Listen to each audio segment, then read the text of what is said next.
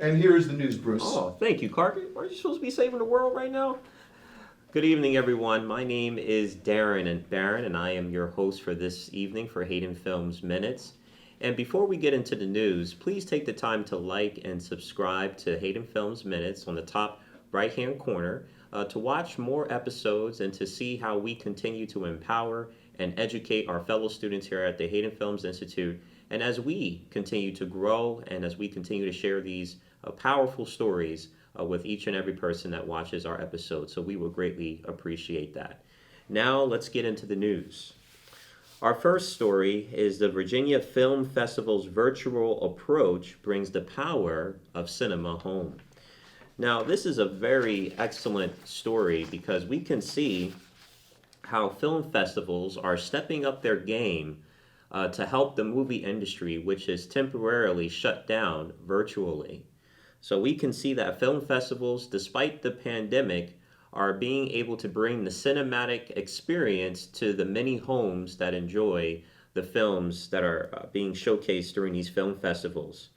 Virginia Film Festival is seeing the importance of keeping people safe, and also they're even providing films and screenings in drive-ins, which is really nice for people to be in their cars with their families and to enjoy the films. It's really nice also to see how Virginia film festivals see the importance of this and how this really cut costs down for people as well. In fact, it's an interesting point in the article. It states that technology also makes it possible for people to attend more events in a virtual festival than in one in which you need to keep driving between venues, parking, and getting in line.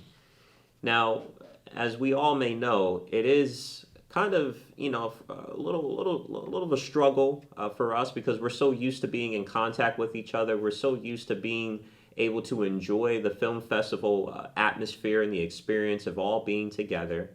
But we can find a positive in this, and Virginia Film Festival is helping many to think positively about watching all of the films right in their own homes or perhaps the drive-ins where they are available. So we can definitely appreciate the Virginia Film Festival and encourage all film festivals as they continue to keep the public safe and as we continue to bring these excellent films to your homes. Now, our next story that we'll get into that we would like to share with you is actually unfortunate. Motel 6 drops ad agency after founder said pitch was too black for the chain's white supremacist constituents.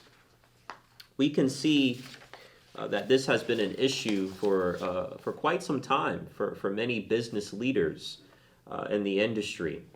It's really unfortunate to see that this business, the Richards Agency Group, this ad agency, is one of the country's largest independent advertising agencies in the country.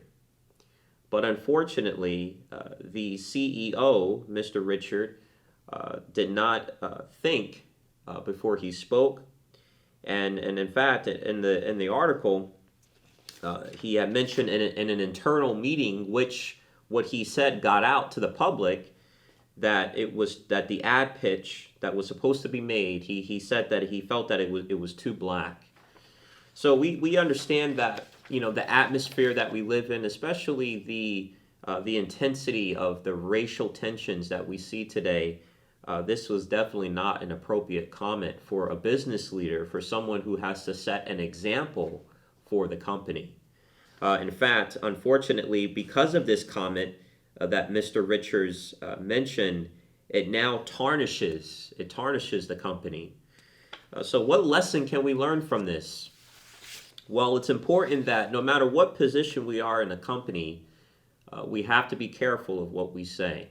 We have to think about things before we speak, especially if we are in a position or in a role that requires a lot of responsibility on our part and that we're looked to as an example.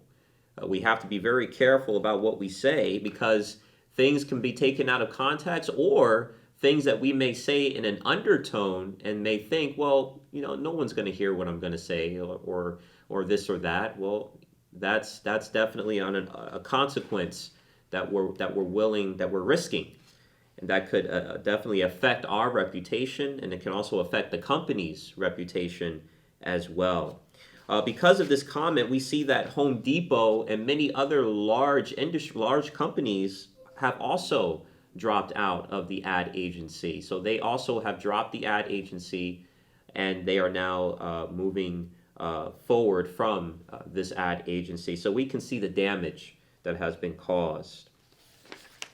So now our third story that we're going to be getting into is marketing in the age of COVID. Now, I thought this was a very interesting article because we've seen a lot of different commercials today that have been filmed very differently because of the pandemic, because of the uncertain times that we live in, and we can see how the marketing strategy has changed. We look at how different businesses are now incorporating the importance of us being together, of uniting together despite the pandemic, and how we continue to push forward. These are positive things that businesses are looking into. Yes, it's not just about selling the product. It's not just about selling the car. It's about really getting a positive message out to the public and being able to let everyone know that yes, despite these difficult times that we live in, we must continue to push forward together and stay united, and that we are all in this together. So we can definitely see that the marketing strategy has changed despite the pandemic, but we can also see that the care is being shown towards the public as well.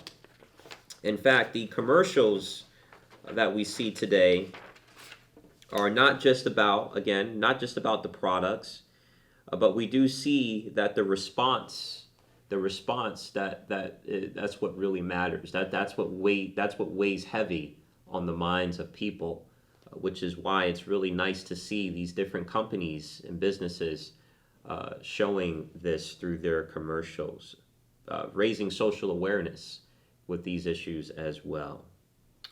So before we close this evening's Haydenfilms Minutes news, we would like to let everyone know that if they would be able to subscribe to Haydenfilms Minutes, if they would like to take a look at more of these episodes, please feel free to subscribe to the top right-hand corner. And to be able to continue to watch these different episodes that we do. Again, we continue to try to encourage, to empower our students, and we continue to empower our community, and to continue to make an impact by telling these different stories that can encourage, that can motivate, that can inspire, that can empower each and every individual that could be impacted. We thank you so much for tuning in to this evening's Haydenfilms Minutes. Again, I am your host, Darin Barron Jr., and we hope to see you soon. Take care.